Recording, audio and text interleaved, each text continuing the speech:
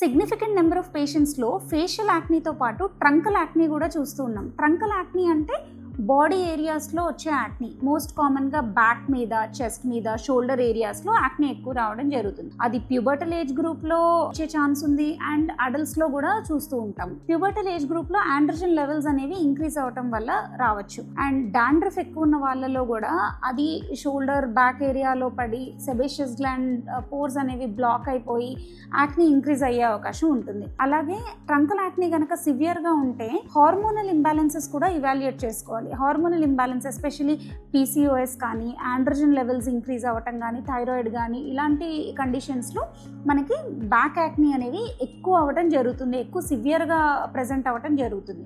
So if you are someone who are suffering with back acne, డర్మటాలజిస్ట్ని consult అవ్వండి. Because back యాక్నీని ఈజీగా తీసుకోవడానికి లేదు. అండర్లయింగ్ హార్మోనల్ ఇన్ఫ్లుయెన్సెస్ ఏమైనా ఉన్నాయా అనేది చెక్ చేసుకుని దాన్ని ట్రీట్ చేసుకుంటూ ప్యారలల్గా మనము యాక్నీని కరెక్ట్ చేసుకోవాలి.